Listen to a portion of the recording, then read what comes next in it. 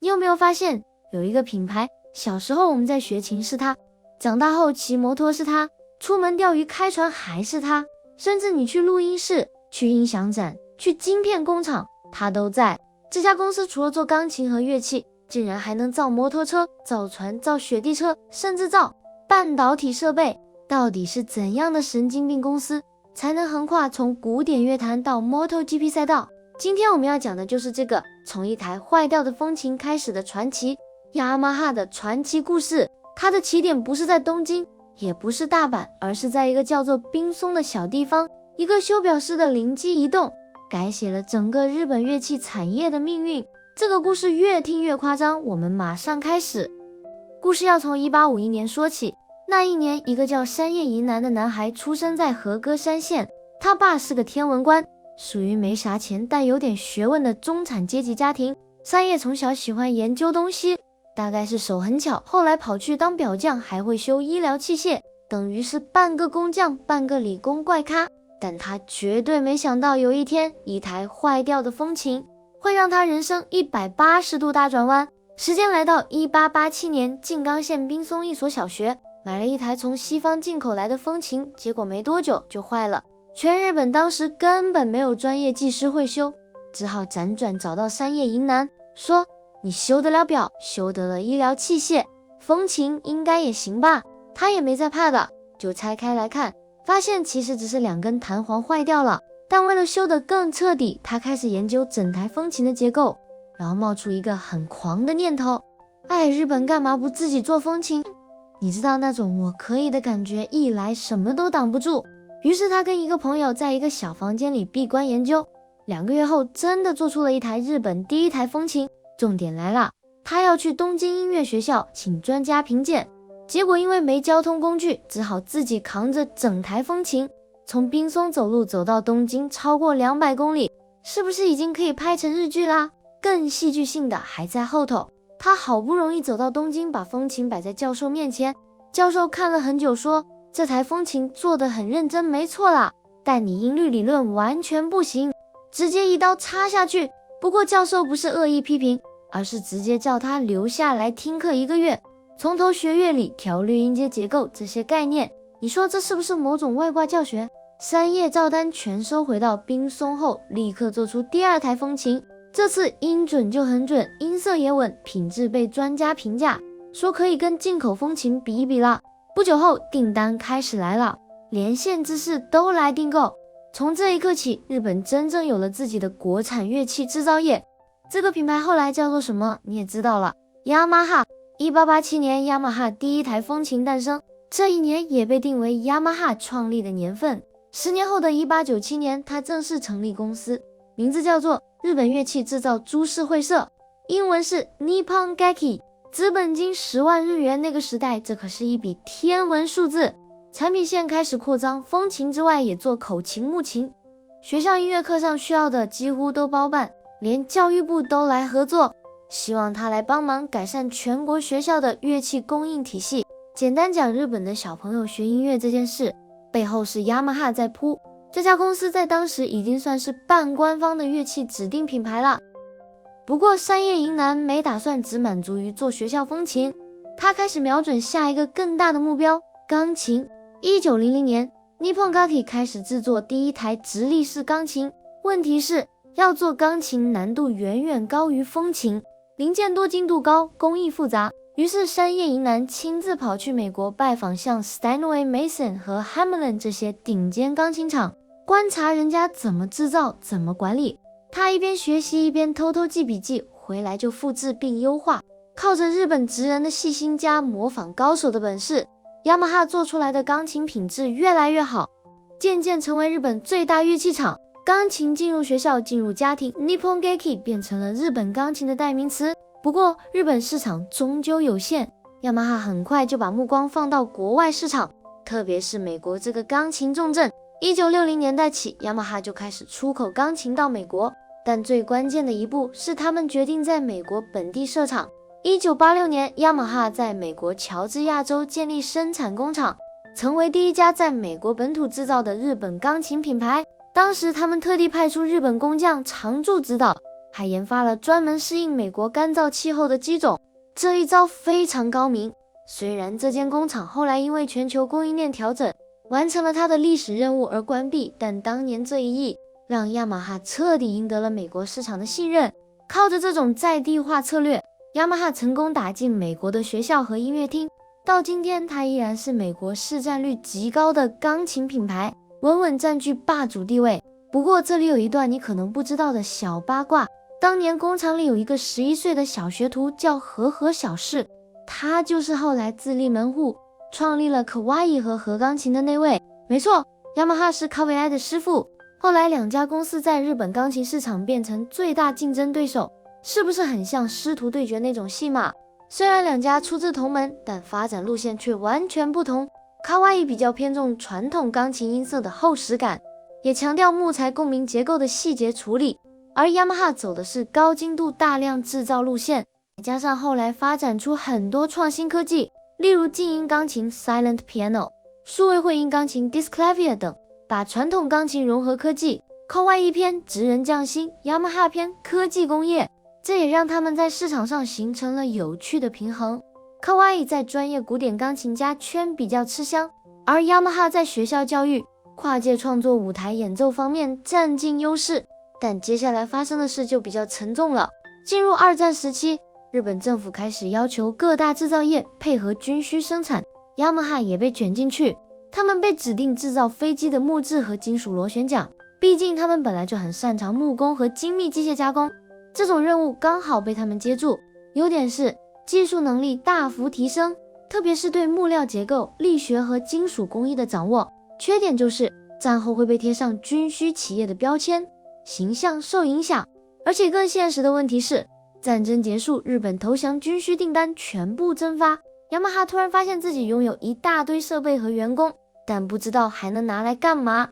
这个时候接棒的社长叫做川上元一，他要做出一个生死抉择，这些资源到底该往哪里走？结果他选了一个超离谱的方向，造摩托车。为什么造摩托车？因为战后的日本满地废墟，老百姓什么都缺，特别是交通工具。川上元一观察到，当时街头上常常看到德国 DKW 这种小排量摩托车，他灵机一动，我们不是有会做螺旋桨的技术吗？车架引擎这些不就跟那差不多？于是雅马哈开始开发第一台摩托车，型号叫 YI1， 是 125cc 的2型层级车，外形跟德国的 DKW RT125 非常像，也被人说是参考版本。其实当时全世界都在逆向工程 DKW， 比如哈雷、Harley Davidson 和英国的 BSA 都在仿这台车，但雅马哈是做的最精致的。不过这台车很特别，全车身是红色的，而且特别轻巧，跑得很顺。大家给它取了个超有诗意的外号红蜻蜓。光造出来还不够，川上元一知道要让品牌一鸣惊人，最有效的方式就是去比赛。于是1955年，红蜻蜓参加了日本富士山登山赛 125cc 级，直接拿下冠军，还在同年的浅间火山赛包办冠亚季军。结果一夕之间，雅马哈这个原本只做钢琴的公司，居然靠一台摩托车红遍日本。也因为这样，1955年他们干脆把摩托车业务独立出来，成立了雅马哈 Motor 株式会社，只有274名员工，川上元一亲自当社长。你没听错，这间会造钢琴的公司正式变成了造摩托车的公司，而且还是一边做钢琴一边做摩托的那种。这什么跨界组合啦？好比现在有人说他是 AI 工程师兼咖啡拉花师，还两个都很强。接下来他们还要干一件大事，让全世界的小朋友都去学他们的音乐教材。时间来到1954年，雅马哈开始试办雅马哈音乐教室。他们不是单纯开钢琴班而已，而是用很系统化的方式推广音乐教育，像统一教材、统一教学法、统一阶段考试，目标很明确，从小朋友开始培养音乐素养，让家长觉得学音乐等于学雅马哈。这招很成功，学校老师喜欢学生学得快，家长也安心。到了60年代，雅马哈 Music School 直接出海，变成全球最大的私人音乐教育系统。你有没有发现，有一堆人说我小时候第一堂钢琴课就是在雅马哈音乐教室学的？没错，全世界很多人的音乐启蒙都是雅马哈给的。你说这个品牌厉不厉害？而且他们不是只教小孩，连成年人、老年人都有不同的音乐课程。你要学爵士钢琴也可以，要学电子琴合奏，甚至和声也行。他们不是卖乐器，他们是在卖音乐生活。同一年1954年，雅马哈还做了一件事，推出了第一台 Hi-Fi 唱机。这也太斜杠了吧，钢琴加摩托加音响。是的，雅马哈就是那个你以为已经够广了，但它还可以在更广的品牌。从那时候开始，他们就走向音响路线，推出越来越多产品，功放家庭剧院系统、监听喇叭、混音器。他们的监听喇叭 NS10是很多专业录音室的定番设备，那种白色单元圈设计你一定有看过。也就是说，雅马哈是少数能从音源到播放都自己做的公司。乐器我自己造，混音器我自己推，喇叭我自己出。如果音乐是一条生产线，雅马哈根本是音乐界的台积电。再来，我们要讲到一台传奇中的传奇产品。1983年，雅马哈推出了 DX7 数位合成器。这是什么东西？简单讲，它是一台用 FM 合成技术的电子琴，可以制造出很多以前模拟合成器做不出来的音色。那声音你一定听过，亮亮的电钢琴声，打在耳膜上的玻璃感贝斯，甚至是那种清脆的像水滴的音效。80年代的流行乐电视剧配乐广告背景，很多就是用 DX7 做的。举几个例子， Whitney Houston 的 How Will I Know， 的 Take On Me， 还有日本的 City Pop 演歌，甚至一些台语歌也是用 DX7 做编曲。那时候的 DX7 简直就是合成器界的 iPhone， 全世界乐手抢着用，光是销量就卖破20万台。但这台机器也不是完美无缺，优点是声音很新颖，价格亲民，性能超猛。缺点是操作界面超难用，连专业编曲都说我不敢碰它的菜单，而且太多人用默认音色，搞得整代音乐听起来都一样。所以也有人笑说 DX7 是那个年代最伟大的合成器，但也是最懒的。不过雅马哈靠这一波打进欧美流行乐坛，彻底站稳电子音乐界地位。如果你以为 DX7 就是他们电子音乐的巅峰，那就太小看雅马哈了。时间来到2000年代，雅马哈开发了一套改变网络文化的软体 Vocaloid， 没错，就是那个让初音未来 Hatsune Miku 能够开口唱歌的引擎，那个拿着葱甩着双马尾的虚拟歌姬。它的声音核心技术全是雅马哈搞出来的，从古典钢琴的实木到 DX7 的电子音色，再到虚拟偶像的数据，雅马哈这只手硬是横跨了3个世纪的音乐形式。讲到这里，我们也得说个里程碑。1987年，为了反映业务已经不只是乐器，公司正式改名为 Yamaha Corporation， 不再叫 Nippon Geki。 想想也合理，他们都已经出钢琴、出摩托、出音响、开音乐学校、做数位合成器。你如果还叫日本乐器制造，根本瞎掰。进入数位时代后，雅马哈也不是只靠老招牌活着，他们积极开发像电子鼓、电子管风琴、数位钢琴、电子管乐器这些创新产品。连手机 APP 他们也做，像 Smart Pianist 这种辅助演奏的应用程式，不只教你练琴，还能让乐器透过蓝牙连手机控制，超级方便。所以你以为雅马哈是老牌，其实人家早就偷偷数位转型，比你以为的还现代。改名之后的雅马哈继续狂飙，尤其是雅马哈 Motor 那边的发展，根本已经变成动力帝国。1956年，他们就带着小排量摩托车去美国参加 Catalina 越野赛，直接把车送出国，开始测试全球市场。接下来几十年，雅马哈在各大赛事里活跃，公路赛、越野赛、耐力赛、水上摩托赛。如果你看 MotoGP， 一定听过 Yamaha Factory Racing。 雅马哈在 MotoGP 最辉煌的时期，绝对少不了一个名字 Valentino Rossi。 2004年 Rossi 从 Honda 跳槽到雅马哈，当时大家都说这根本是自毁前程，但他骑着雅马哈 M11上赛道就大爆发，不止拿冠军，还让雅马哈直接从谷底翻身。雅马哈也顺势把他当成品牌大使，各种广告周边纪念车款一波接一波。那几年 Rossi 穿着黄色46号战袍，骑着蓝白雅马哈，是全世界车迷心中的经典画面。比赛对他们来说不只是行销，更是一种研发的压力测试。你知道吗？雅马哈那颗著名的 Delta Box 车架，就是从赛车开发回推量产车的成果。讲完摩托车，你以为他们在轮子上的造诣就到此为止了吗？错，雅马哈其实还是汽车界的隐形心脏制造商，你知道吗？日本最传奇的跑车 Toyota 2000 GT， 那颗引擎就是雅马哈改造的。更疯狂的是，后来 Toyota 要做那台号称日本法拉利的超跑 Lexus LFA， 他们为了追求极致的引擎声浪，特地找雅马哈合作。雅马哈的工程师不是把这台车当机器造，而是把它当乐器在调教。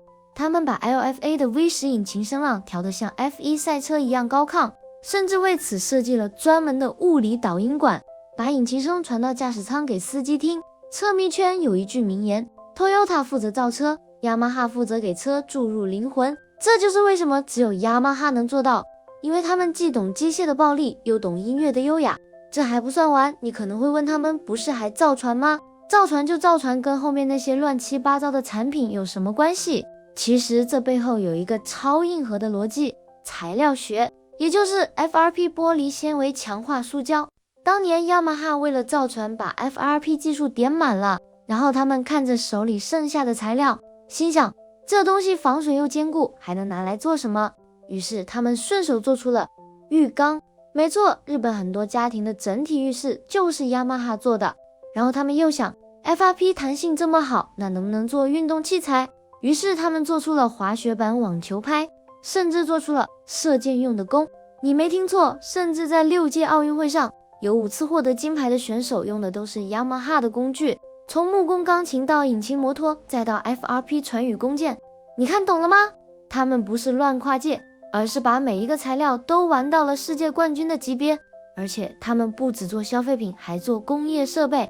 雅马哈连半导体封装设备都有卖，这你可能不知道吧？他们有机械手臂、工业机器人、SMT 贴片机。如果你哪天在台积电工厂看到贴片机，说不定上面就写着雅马哈。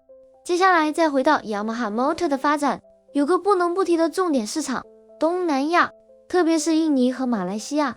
印尼是世界上摩托车最多的国家之一。雅马哈在1970年代末进军面对强敌 Honda， 他们聪明地采用运动风格路线，例如印尼超红的 Vixion Mio 车系，几乎每款都带有浓厚的雅马哈 DNA， 轻量帅气，操控感强。而在马来西亚，雅马哈更拥有一台被封为神车的传奇 RXZ， 这台2行程的摩托车在马来西亚不仅仅是交通工具，它几乎是一种信仰。哪怕现在已经停产了，一台状况好的 RXZ 二手价甚至被炒到几万令吉，比新车还贵好几倍。这里的年轻人 Mad Motor 对雅马哈有一种特殊的狂热，因为雅马哈的车又吵又快，非常符合街头文化的口味。虽然这也带来了一些社会争议，比如飙车问题，但无可否认，在马来西亚，雅马哈就是速度的代名词。不过品牌要做到这么大，不可能完全没有争议。在讲比较沉重的话题之前，我要先帮大家纠正一个常见的误会。很多人看到雅马哈的 logo 3根针交叉在一起，以为那是飞机的螺旋桨，毕竟他们造过飞机引擎嘛。错，那其实是3根音猜 tuning forks， 是调音用的工具。这代表了他们永远不会忘记自己是做乐器起家的。而且如果你眼尖一点，你会发现雅马哈乐器和雅马哈发动机的 logo 是有微妙差别的。乐器部门的音猜是卡在圈圈里面的，而摩托车部门的音猜是刺破圈圈伸出来的。这或许也暗示了摩托车部门那种想要冲破框架的野性吧。接下来我们就要来讲雅马哈的黑历史。首先是2018年日本国土交通省要求车厂自查后，雅马哈被抓到在部分摩托车的排放测试中处理数据不当。虽然不是直接造假，但流程没照规定走，已经让品牌形象受损。到了2024年，事情又来一次，日本政府发现包括 Toyota、Honda、Mazda 还有雅马哈都有在安全认证、油耗测试中出现不当处理的记录。雅马哈 Motor 承认有2个型号的问题测试，立刻暂停出货并提出改善计划。更惨的是2024年雅马哈还在印度召回30万辆踏板车，原因是刹车手把有问题必须进厂更换。这些事件虽然没有让雅马哈垮掉，但大家开始发现这个品牌不是完美无缺的神话，它跟其他大公司一样也会出包。甚至有人说雅马哈最强的是技术，但在治理跟流程上有时候会忽略规范，这就是成长的代价。不过你也不能只看负面，其实你知道吗？